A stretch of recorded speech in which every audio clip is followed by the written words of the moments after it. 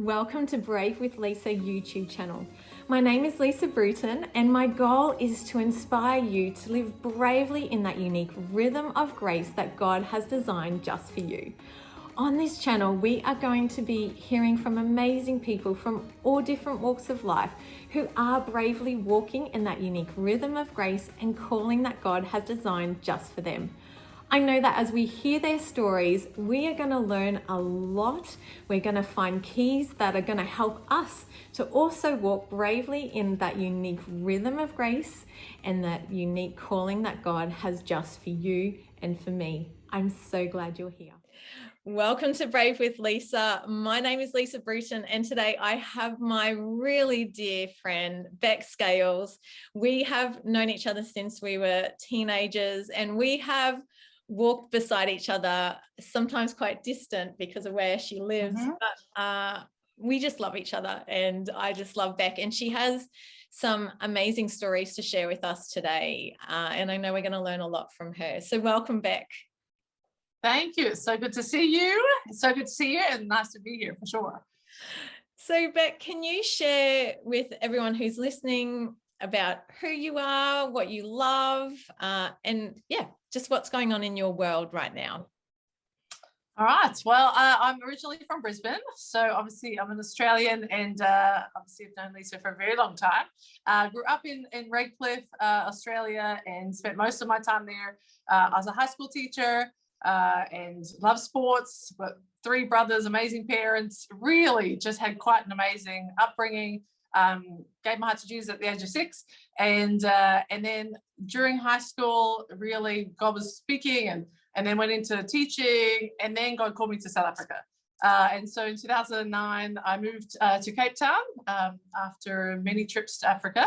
I moved to Cape Town, South Africa, and I live here. I'm a mother of 2 amazing children, and yes, God has definitely taken me on a journey that I probably would never have expected. If you would have asked me back when we were teenagers, if I knew that I'd be in Cape Town, I definitely would not have thought I would be here. But God has been very good. So yeah, this is where we are.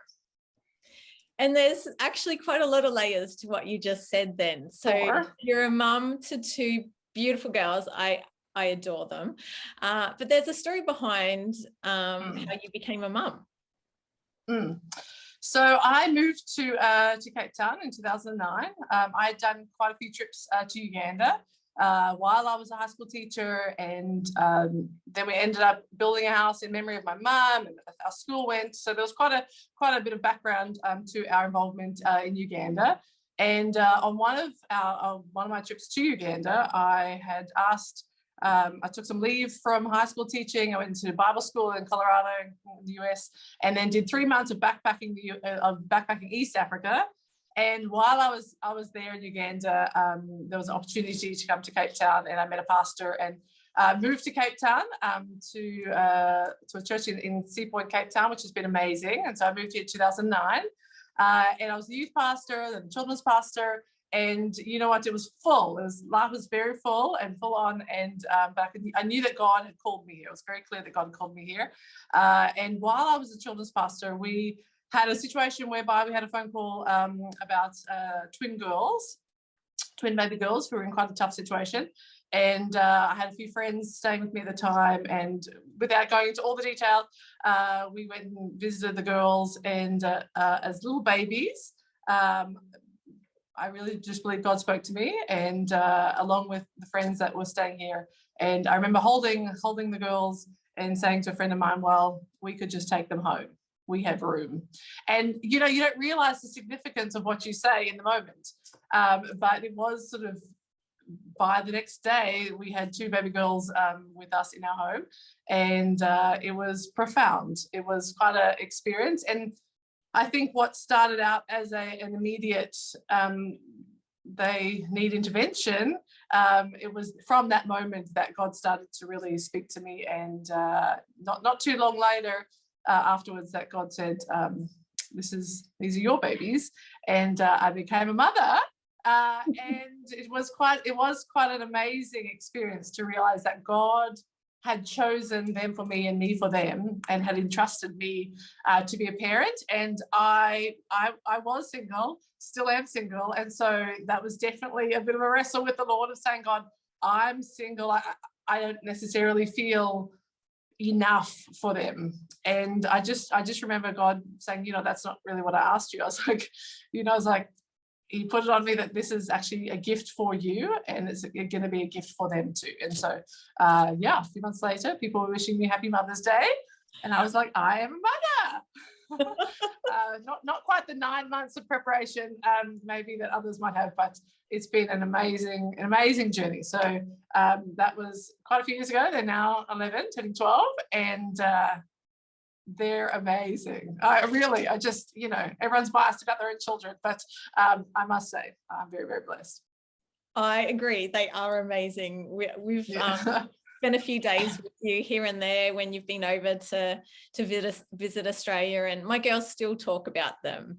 So and you. So they just are like, where can we come and visit? And one day. And so, Bec, so what I'm hearing is there's been so many big yeses that you've said to God, like shifting countries, becoming a mum, and you're doing this with God. But actually, what I'm also aware of is that you've taken on motherhood, and you actually don't have your immediate family around you, which most of us would have in situations like that.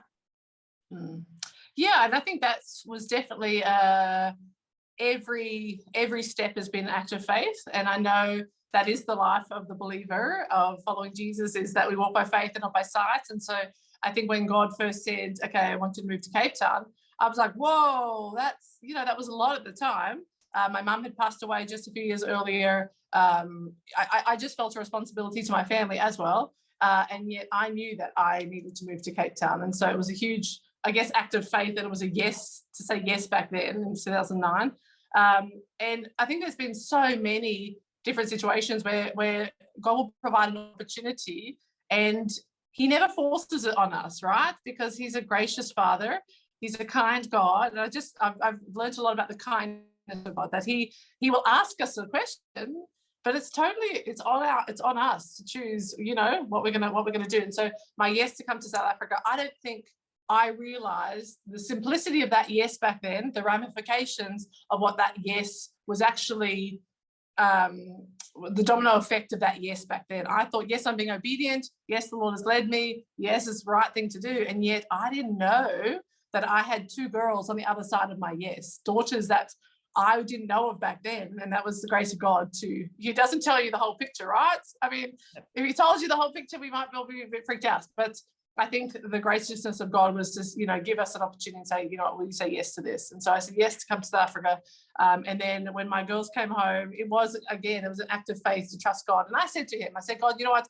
I'm going to be their mama. I will be their mum. But Lord, you have to be their father. And I guess that was my little deal with the Lord, is like, I will be mother, but you are their father, and a father protects and a father provides. And I've always trusted in that, is that God is sufficient. He says, my grace is sufficient. So I knew that he would be enough for the 3 of us. He would be more than sufficient. But I think I have seen the power of making room and saying yes to him in the small things, because we don't know what's on the other side of that yes. That's so true. And I think I watch the girls now, and I mean, motherhood, parenthood, it's a lot. I mean, you've got 2 very sweet girls, and again, my girls also. Listen, they remember those play dates, hey? There's a didgeridoo in one of them. And parenthood is I think it's an equal responsibility and privilege at the same time. Yeah.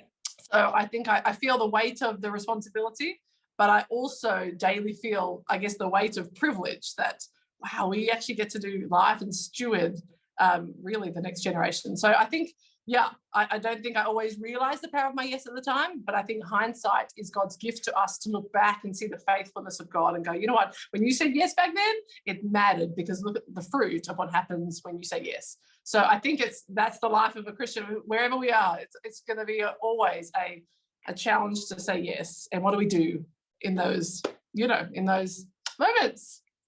That's so true, Bec. And I think too, there's so many times we can get a little discouraged with just the small things that God's asking us to do. But like you said, we have no idea what that small thing is opening up to the incredible opportunity. And and you're a mum from saying yes to something that you just couldn't even imagine. So I love that. And so, the girls came into your life, your heart began to make room for them as well. You're bonding and just learning how to be a mama. Yeah. So It was,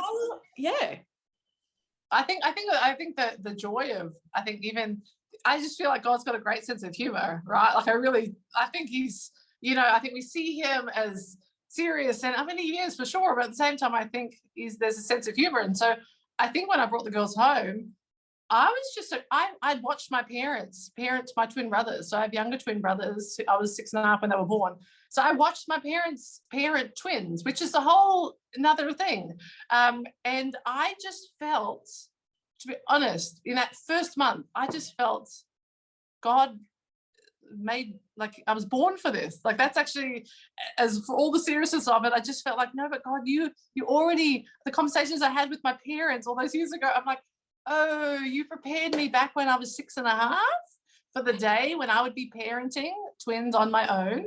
And yes, my family being far is hard. I think that's probably one of the biggest struggles, especially with COVID. We haven't been there for almost 4 years. And I think I've got 3 amazing brothers and their wives and children. And, it's like, there's a great grandparents. It's like such a greater family like aspect to parenting that we don't quite have at this point, and we try and keep that up because I know my family and my girls love each other dearly, but it's definitely has been I guess a challenge at times. At the same time, I would say that when I said to God, that he'll be my provider and my protector, God put a church family around us, and I think that's been really the grace of God to put a church family around us. And I mean there's an old African proverb, it takes a village to raise a child. Well, it takes a village to raise 2. It's like God really has been gracious to put people and great friends and a community around us,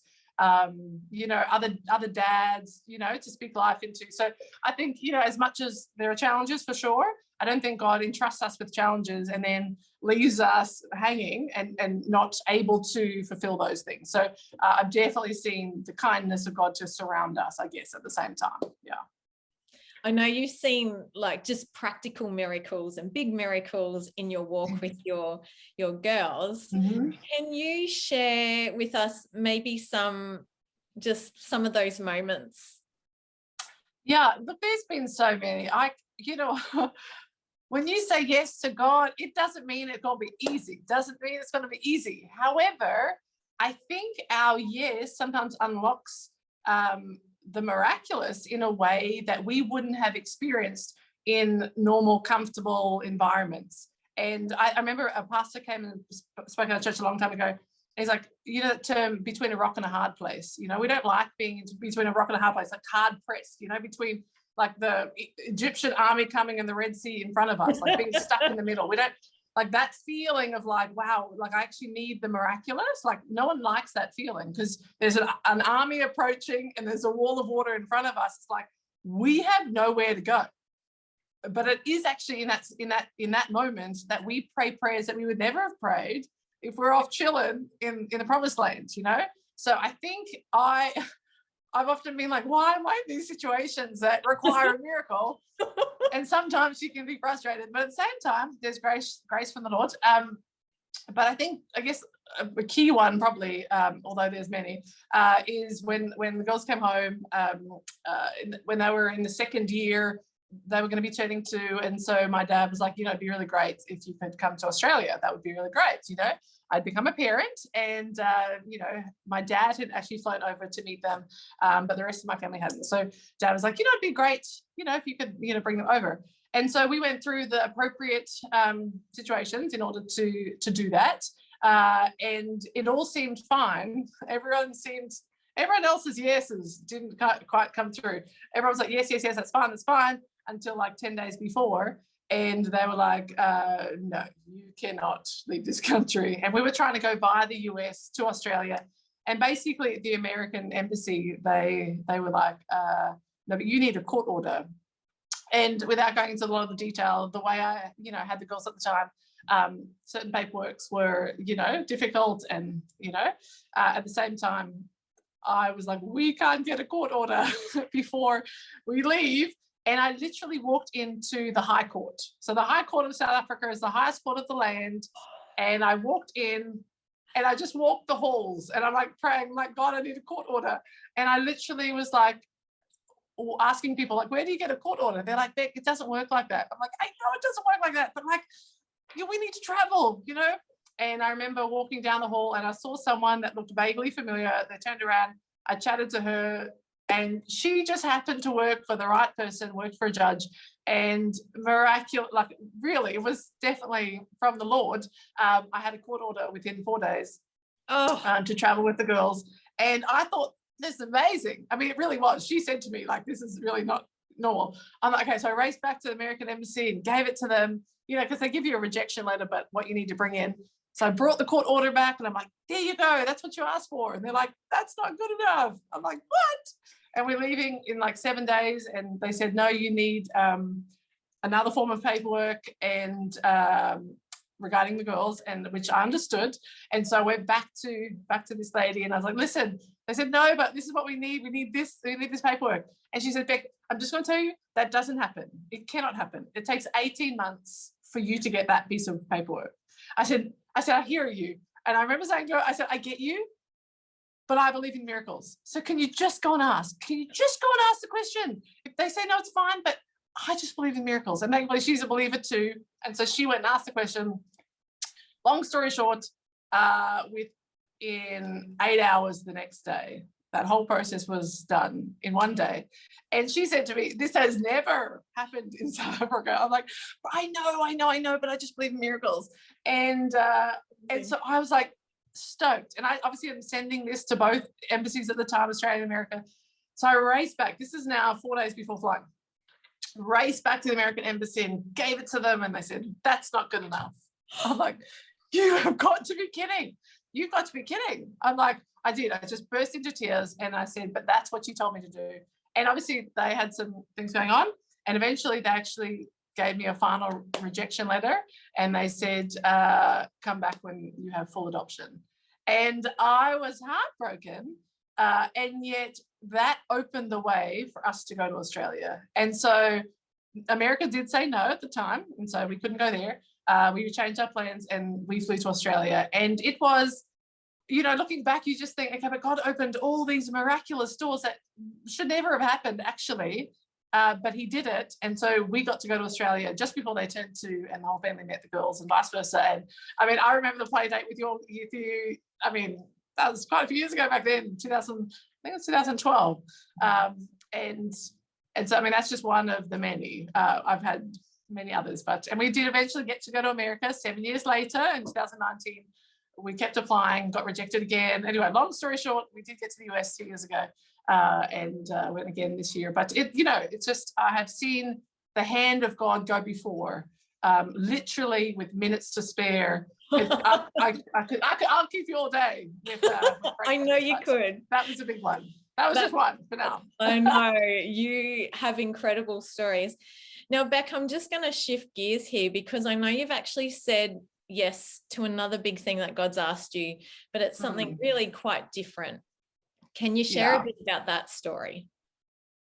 Yeah, so I moved here in 2009 and last year was 12 years of being in Cape Town. And, in the little bit before that, I had sensed that, there was something significant about the 12-year season. And God really had spoken to me about the 2 stories in scripture that are sandwiched together about 12-year-old girl and the woman who struggled for 12 years medically. And sort of God resurrected the one and healed the other. And so I knew there was something just significant about my 12 years. I didn't know what it was. I just knew it was significant. And so that was January of 2021. It was 12 years. And what I didn't realize is that just a short time before then, God was starting to speak to me about, okay, the season is actually coming to an end. And I was horrified. I was like, no. You know, when you like, you're hearing from the Lord, but you just try and like put your head in the sand. I was like, no. And so I really ran from it for probably too long, to be honest. I did run from it. And I just was like, no, I can't. I've left everything in Australia to come to Cape Town. I mean, really, this is our home, and I have 2 homes, but this is our home. It's my children's home. They're in school. This is my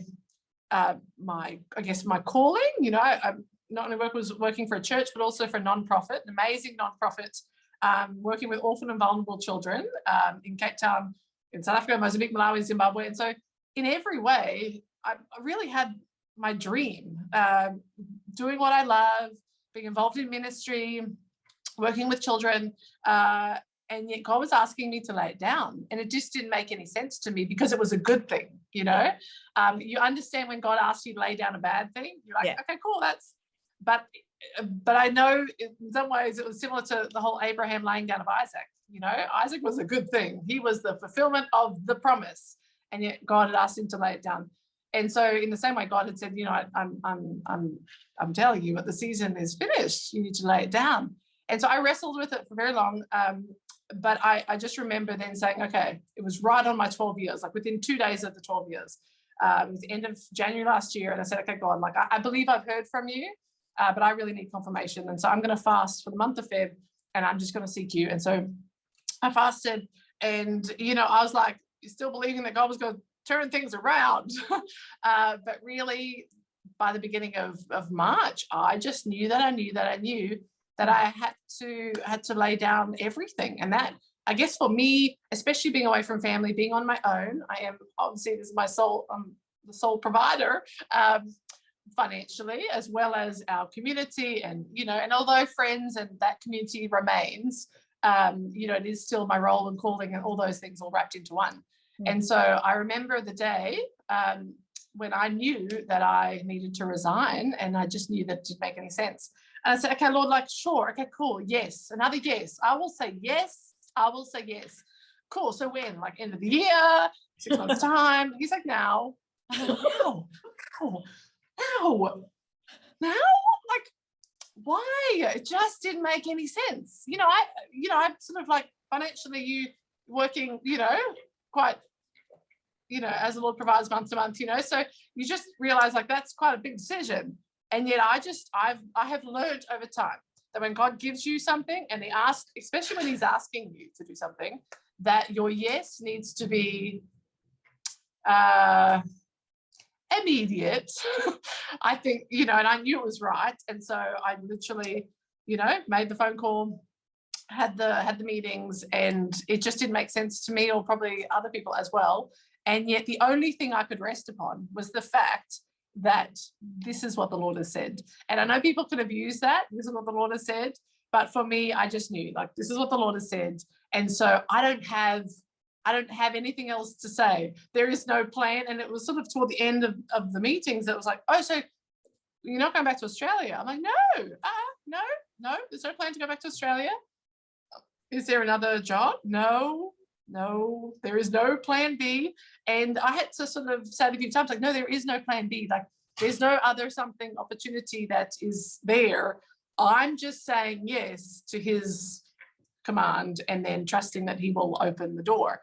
And so as confusing as it was, it probably was the grace of God to maybe not give me the answers going forward. It was just like, just say yes. This is like, I'm giving you enough light for the next step. You just take the next step, and then I will open the next door. So yes, beginning of last year, resigned from my role, and that was very painful. I just want to say there was a lot of grief. I think there was grief because I love what I do. I love the people. There was community. There was a sense of security also for my kids. It was our sense of family. So to actually lay it down, I did not realize at the time how painful it actually was. And it's probably it took me a little bit of time to realize maybe just how hard that was. But yeah, that was it. Yeah. And that was massive, Bec. And can you make a bit of sense as to why he asked you to lay it down? I think probably I guess the biggest one, I think everything that he will ask of us and share with us, first and foremost, is about our relationship with him. So it's actually never about what we do, or, you know, we talk about calling and we talk about purpose and all those things, but actually our purpose is to know him. And there's a great scripture which I would find later, but just talks about that is the purpose of life. It's actually intimacy with him. And I just realized that that was actually the most important thing, was that he was asking me really to step out into the water and just to trust him. And in my relationship with him, I'd seen that so often, specifically with the girls, if I'll be honest. Like, there's so many things in the last 11 years or so that I've seen him move on behalf of my kids. And I felt like God say, okay, this is an opportunity where I want to show myself as father to you, and provider, and, you know, all sufficient one to you. And so I think for me, the biggest one was actually me just with him. It was a intimate expression of his wanting to show me how good he was. When it comes to the greater reason why, that's still unfolding, and I still don't necessarily have the answers. And I think this is, sometimes we like sharing testimonies when it's all done, and we can look back and go, well, that was why, and then this happened, and then this happened, and this happened. You're like, yeah, there's a testimony. But in some ways, I feel like I'm still in the middle of the testimony, probably, in the sense that I had thought that I would, you know, resign. And, you know, obviously took some time to hand over, and yeah, I'm still there. I'm still visiting. I'm still in relationship with people, which has been amazing. But I think when it comes to, you know, a job, employment, calling, whatever you want to call it, I thought that would have come sooner, because I thought that's the right thing to do, right? Is, you know, and yet that still hasn't come. And you know, it's been what are we now? It's a year or so later. And yet God has just shown himself faithful, and he just has provided and provided, and really has provided month to month in ways that, again, I could keep you here, but he's been our provider. And that's been quite the amazing testimony, even to now, to this month. He's our provider. Would you say, I mean, not trying to put Christianese words around things, because I don't like to do that, but would you say he really brought you into a place of deep rest? Yeah, for sure. I think sometimes I'm a goer and a doer. Yeah. I just like to do. You like to go. You like to be productive. And I always feel like it's not even for the doing's sake, but I think for me it is very much about, you know, God has called us. God's given us so much. So it is our act of worship back to him, is to be a good steward of the life he's given us. So I think I've always had great vision and great purpose, and wanted to, like, change the world. You know, we all have these moments. So I think all of the yeses were in some ways easier, because they gave purpose to the future. They gave purpose to what I was doing. They gave meaning and reason. And so there was a yes that was probably easier to this yes, which was laying it down. And back in 2007, I remember very clearly God asked me when I was in Bible school, he said, who are you when there's nothing to do? And I remember thinking, oh, actually, don't know. I think that's a bit of a tough one. Like, who am I when there's nothing to do in the practical ministry? Like, because we all can be busy doing, and that is good. Like, I definitely, I'm not saying one is better than the other. I'm not, because we are called to. And yet, if God calls us to lay it down, there is also a reason for that. And so I probably don't find it the easiest to stop and to rest, because I feel like I'm not being very productive, or I'm not being a good steward of my life or my time. But I definitely knew that God was asking me to stop and to rest. And that was another tough yes. I was like, wow. But in that came, I guess, the permission to be a mother. And I love my kids. And I love them dearly. And you know, it's like juggling the many responsibilities. And I obviously I'm quite used to that. So I think it's been probably a gift to be a little bit more present with my kids. I think that's been a gift for sure. They're getting older, and you know what it's like. They told me at the beginning of this year, Mummy, guess what? I'm like, what? They're like, we're teenagers next year. I'm like, Great. That's great. Okay, but you're 11 now.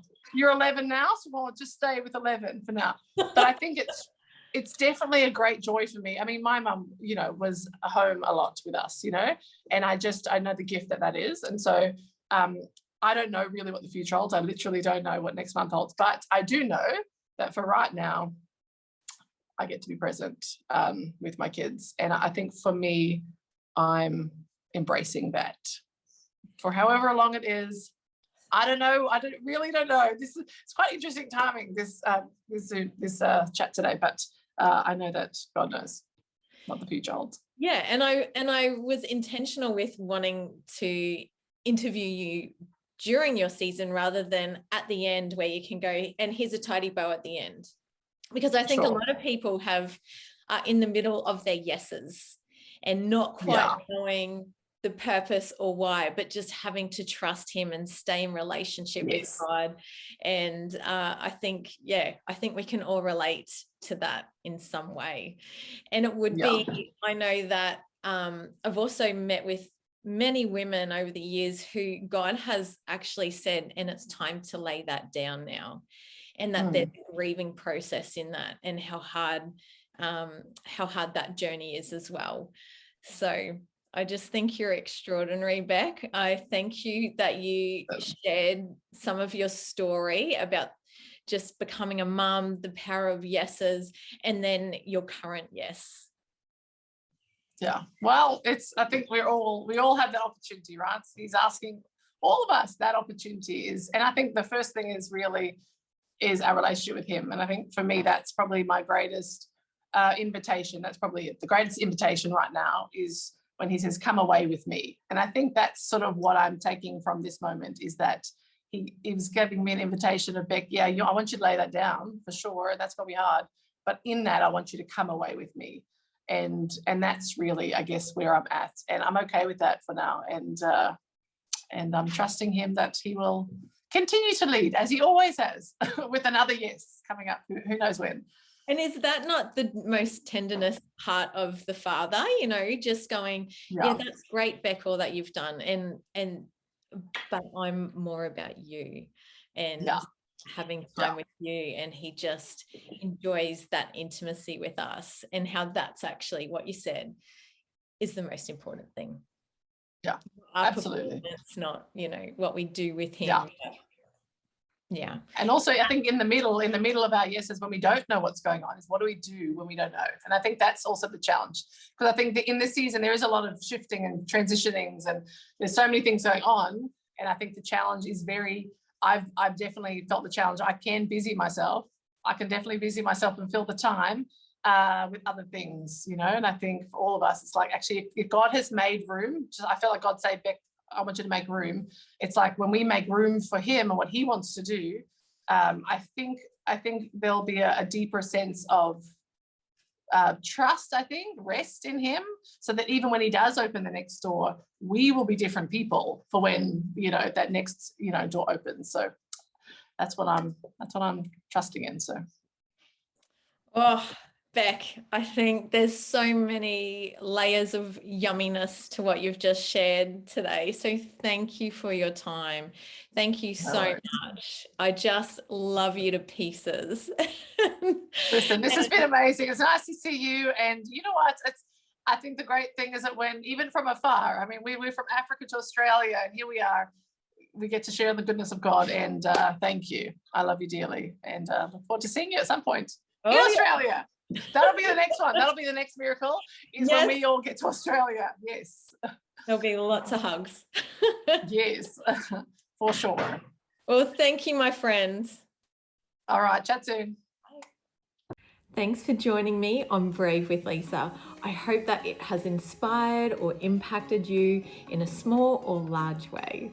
Feel free to comment, to subscribe, and share with some friends. And please join us next week on another conversation we will have here on this channel on Brave with Lisa.